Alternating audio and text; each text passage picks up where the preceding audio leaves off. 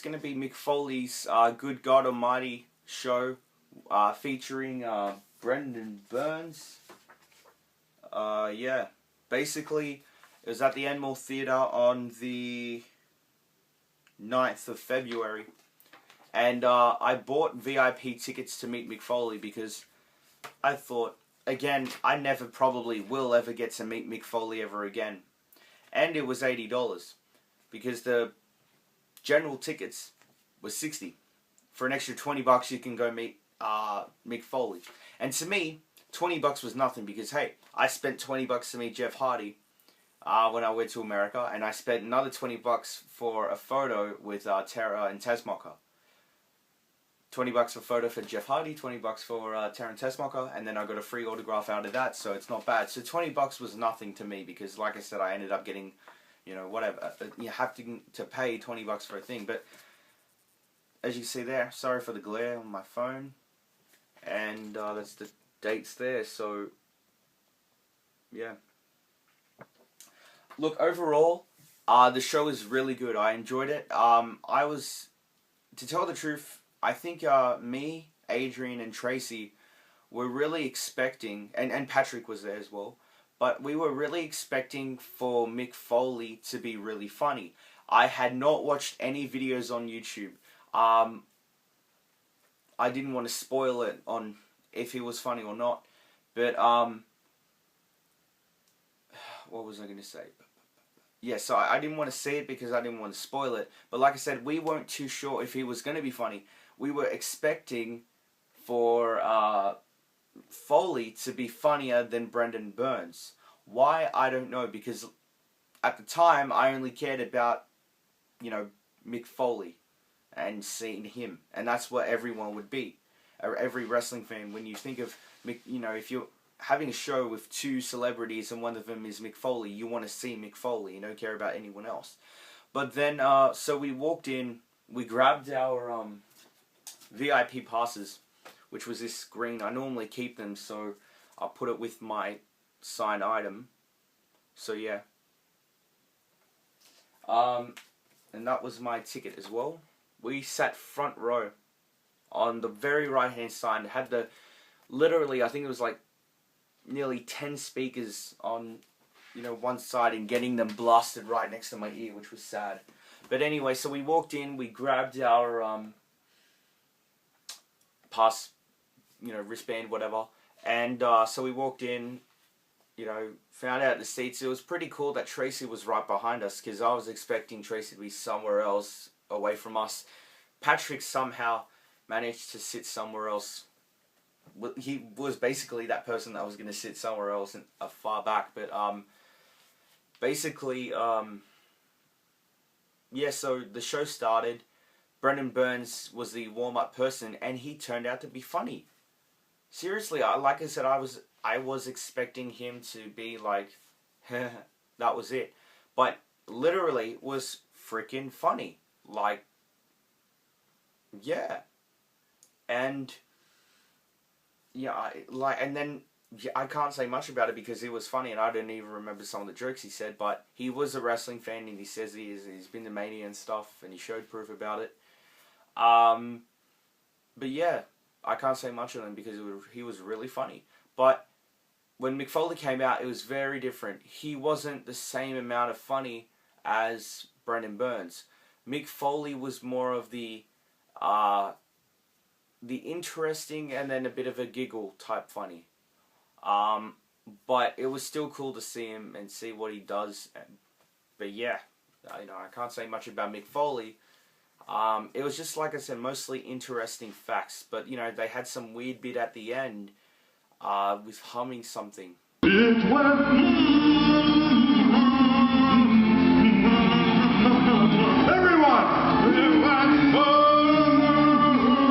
I've got no idea. I just was looking at Tracy going, what the fuck is this? You're leaving me hanging, you bastard! But anyway, so the meet and greet happened.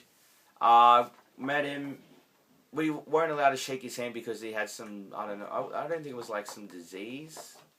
He caught something in America. He didn't want to spread it here. But anyway, I got this little 8x10 sign.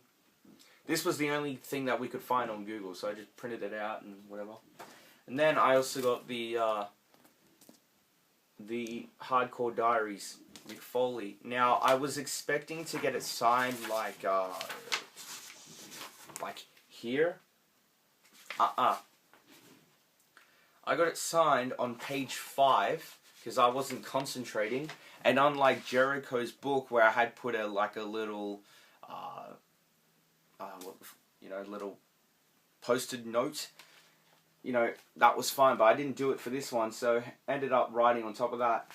But hey, it's in the book, doesn't bother me. I also asked him the question because when you meet wrestlers, you always want to say something to them. You just can't just go meet them and then say nothing at all. You either have to, well, basically there's 2 ways of meeting a wrestler or talking to a wrestler. It's a mark out or a question. Mark out would basically be, like I said, Jericho wanting to meet you for many years, or basically his question. And sometimes it's a bit hard to pick one question because obviously they had an entire career to talk that they've done, and you have to basically talk about that one moment or one question. Especially if you're ever going to meet that person only once, then that's going to be a bit hard. It's like, okay, this is probably the only time I'm going to see him. I want to think of something good. I thought about it a couple of days before, and I basically asked him, because obviously for those of you who don't know, he worked for both WWE and TNA. So I asked him, you worked for both TNA and WWE, and you've been world champion for both companies. In your opinion, which would be the better company? Brilliant question. There's a lot of people out there in the world, even to this day, who still say that TNA is better than WWE, and still saying WWE is better than TNA, even though we all know that's true, that WWE is better than TNA. And there's a lot of fans out there who can still see that the fact that TNA is, a Titanic and it's sinking, they still don't want to believe it. So I thought, why not ask this question? He's a hardcore legend, Hall of Famer, and by the way, we didn't even know he was going to be in the Hall of Fame, obviously, but why not? So he said to me, and this is the God honest words that he said. He said that WWE, he started off WWE, and it's always going to be the best. He says that TNA is a company, if you want to start off your career, then you go to TNA. Other than that, WWE is better. And that's all you have to, and that's basically from that. That's all you have to say from Mick Foley, is that WWE's been better. And I'm like, cool, thank you, and he goes, catch you later, man. And I took the photo with him, by the way. So I took a photo with him, like the little have a nice day pose. And then I also went to the merch stand. Now, they had the shirt. I'll have to grab it again. Okay, so basically the shirt that they had on sale, I don't have it with me, but I'm going to take a photo of it, and this is basically the shirt. The shirt I wasn't going to buy. Like, normally when you go to an event, you want to get it before it's sold out. I think I said to Patrick and Adrian, because I looked at it and I was very contemplating whether I should buy it or not. I basically said, if it's sold out at the end of the day, then it's sold out. But if it's not, and they still have my size, I'll go buy it. Because it was a pretty good shirt. And I know Tracy wanted it, but if it was the yellow version, not a white, she would have bought it. But I buy shirts, I buy things so I can remember the time. Mick Foley, awesome shirt. Well, I obviously, not to tell the truth, not a shirt that I would buy if I was watching wrestling back then. But I bought it just the fact that it could say I was there. Well, basically the people, my friends who went to, Mick Foley would know, but not everyone. It's not like I said, Mick Foley, I was there, but it's one of those big memories where you go, here's the shirt that when I bought to meet Mick Foley. But anyway, went up and I got the shirt. I'm like, do you have a large? And they basically just plunked it on the table. Here you go. I'm like, okay, here's my money. Take it. And I saw Brendan Burns is next to the table because they had his DVD there for $25. By the way, the $25, and the shirt was by the way, the shirt was $40.